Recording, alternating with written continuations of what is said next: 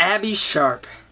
I hate to do it. Hey guys, what's up? It's your boy Picante J, back at it again with another video, and today we're going to talk about Abbey Sharp. Now, if you don't know who Abbey Sharp is, basically she is a registered dietitian who makes YouTube videos, and she is most famous for her content reviewing other fitness personalities' diets. But she has been coming into hot water as she's been reviewing some people's diets and been getting a lot of things wrong, especially the Greg Doucette video. I am a fan of Greg Doucette. I also like watching some of Abbey Sharp's videos because I believe that she gives a lot of insightful advice that can help people within their healthy lifestyle or trying to create a healthier lifestyle for themselves. So I can appreciate her content. But sometimes I watch some of her videos and I'm just not liking what I'm seeing. Today's video is going to focus on a few videos that she has made and some things I just don't like, or some things I'm not liking with her content right now. So the one thing I don't like about Abbey Sharp is the fact that she puts so much emphasis on getting micronutrients, okay? This last video she posted about this makeup YouTuber, numerous times in the video she's like, oh, you know, I like that meal right there. And you know how Abby likes to talk with her hands a lot, you know? So she's like, well, I like that meal, but it could use more vegetables. In my opinion, the healthiest diet is not a perfect diet, it's a varied diet. And while I love the bed of spinach going on, I think we could definitely up the produce in her day. Ground chicken or ground beef, just like a super lean, healthy taco. A bit more of a balanced amount of protein here with, you know, the carbohydrates and the fat, but I would still say not enough veg. You see, and even if she didn't talk about how I needed more vegetables, she said, well, yeah, you know, she's got the fruits in it, but I wish she had more variety because, you know, you need a variety of micronutrients. okay, Abby, you need a variety of micronutrients. Why? She never really explains why somebody would need a variety of micronutrients. Like, why do we need variety of vitamin D and lycopene? You never tell us that, but you're saying, oh, you should. So it would make more sense to us as viewers to say, oh, you need more of these micronutrients because they do this. But instead you're saying, no, you just need more of them. I would love to see a side salad or some sauteed bell peppers and onions like fajita style. This alone would help her boost up her fiber, which would help keep her satiated given her limited caloric budget. Oh wait, I guess she gave us a little explanation right there, but protein is also very well in satiating you. So I wonder how she would retort that. She literally said this in another video. This is kind of why I had been saying it's a good idea to pair our snacks with a source of protein or a source of fat to really help hold us over until our next meal. So, Abby, what happened to micronutrients being so satiating? Alright, because you just said that protein helps hold you over, but you didn't recommend that for the last girl, but now you're not consistent. So spinach, for example, may contain vitamin A, C, iron, and calcium, which is great, but it's lacking in lycopene, which is found in tomatoes, anthocyanins found in purple cabbage, and vitamin D, for example, which can be found in mushrooms. Look, Abby, I know what vitamin D can do for you. I know. And I know where else we can get vitamin D from, you know? If I literally go outside, I can get some of that too. What are the other micronutrients for? Alright, what do they do? Can you please explain to us? Yes, I can do a Google search, but if you're going to be the one presenting the information to us, then you should at least be considerate and say why we should be intaking these vitamins, alright? Because really, it makes no sense for you to be so stuck up upon trying to get vitamin D, vitamin A, and lycopene over the fact that there's a lot of people who are simply overeating in their natural diet. But you want to focus on the fact that these content creators aren't getting enough micronutrients to your liking. Like, it's nitpicky and it's annoying. So there's no such thing as a superfood that can do it all. That's a straw man argument, and nobody ever says that. But honestly, that's what Abby does. She does it sometimes. She makes straw man arguments so she can add to her commentary on a video. Eating more plant-based can help to reduce our risk of heart disease, stroke, diabetes, and maybe even some cancers. So See, this is the weird part I was just talking about. If you can explain to us why eating more plant-based has benefits, why can't you explain to us the benefits of lycopene? Why can't you do that? The prioritization on getting so many different diverse micronutrients, it's really annoying and it's so nitpicky, and I really think she needs to stop doing that.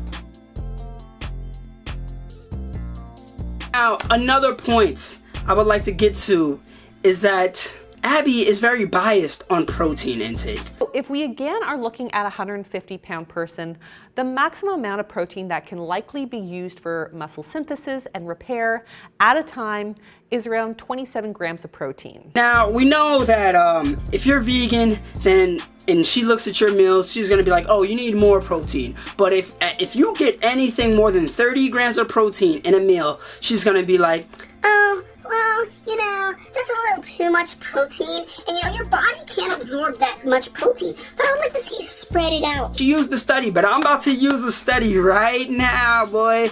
All right, so looking at this study, Kim et al. Endeavored to investigate this topic by provision of either 40 or 70 grams of beef protein consumed as a part of a mixed meal on 2 distinct occasions separated by a 1-week washout period. Results showed that the higher protein intake promoted a significantly greater whole body anabolic response. Now, if you still are kind of like out of the woods, you're still not sure what that article basically was trying to say. Basically, the assumption that you should not eat more than 25 to 30 grams of protein isn't really the best to go off of, because what really matters is how digestible that protein is and how fast or slow it digests. Because if you eat a slower digesting protein, then you could have more of it in that instance, all right? And people don't realize that. That's why a lot of people recommend you have casein protein before you go to sleep. All right, so now the last thing that I don't like about Abbey Sharp was basically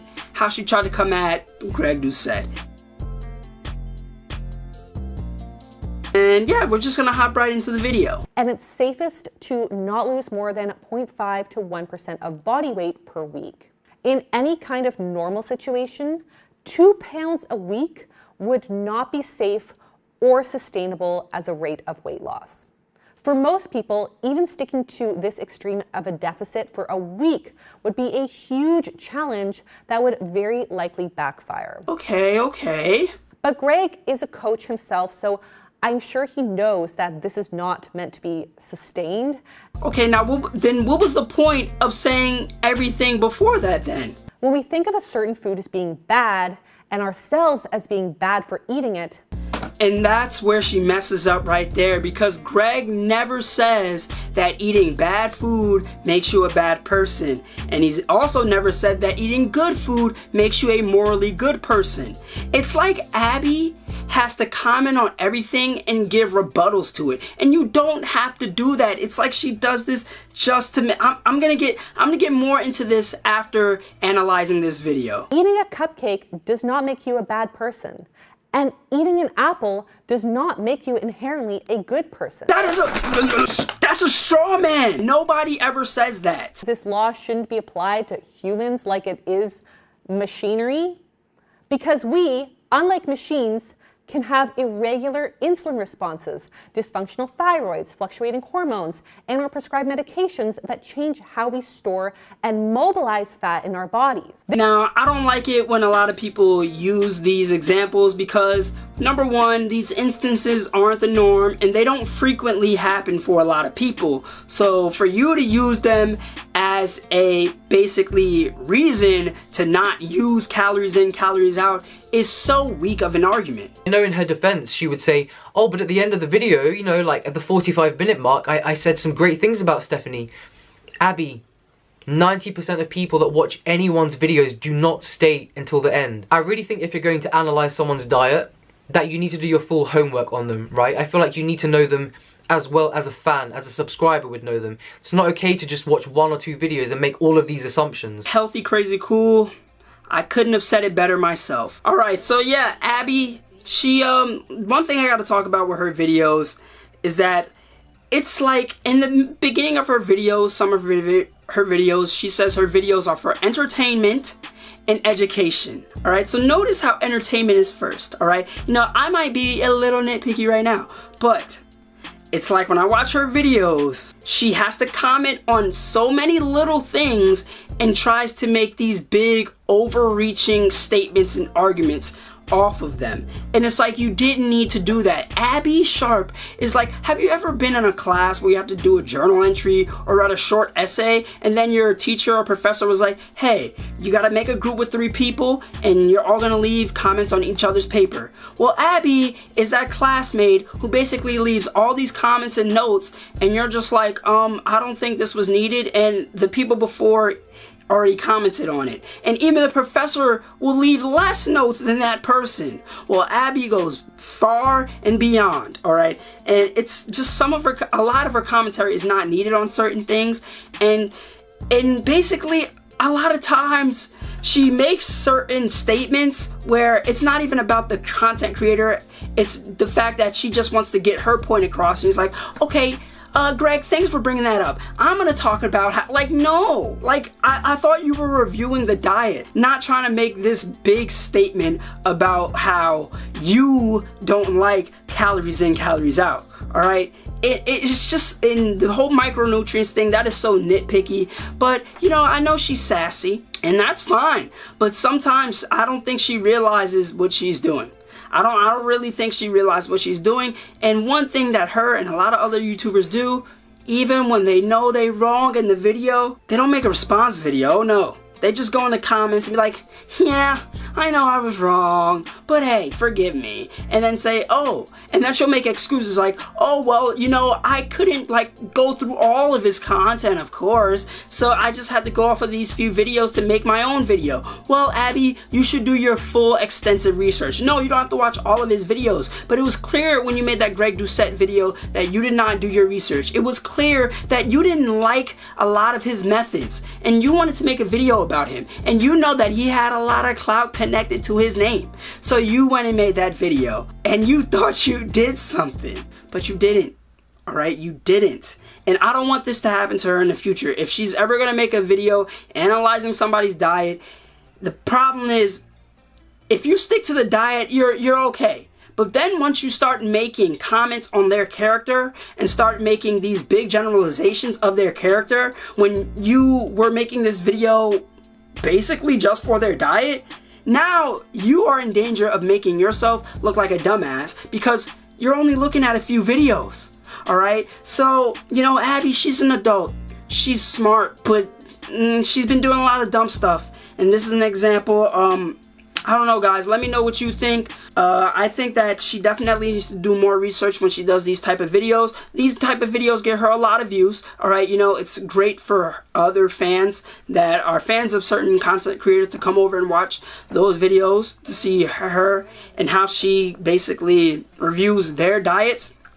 And, you know, I don't think she's a bad person. I don't think she gives horrible advice. I think she's nitpicky. The micronutrients thing really gets on my nerves. Because, one, like, even in the Greg Doucette video, like I said earlier in the video, she mentioned how, you know, a lot of people are in different environments. Well, Abbey, if you're going to bring that up, well, let's be real. A lot of people don't have the access to have so many different antioxidant resources and like a myriad of vitamins, all right? And we know that those things are not imperative to be a healthy person. We know that the diversity of the vitamins in your body at a high level that you recommend is not imperative to be a healthy person. Yet you make it a mission to always nitpick on somebody's diet, and it gets on my nerves, okay? So yeah, anyway, let me know what y'all think down below in the comments. I am sweating. I need to turn this AC on.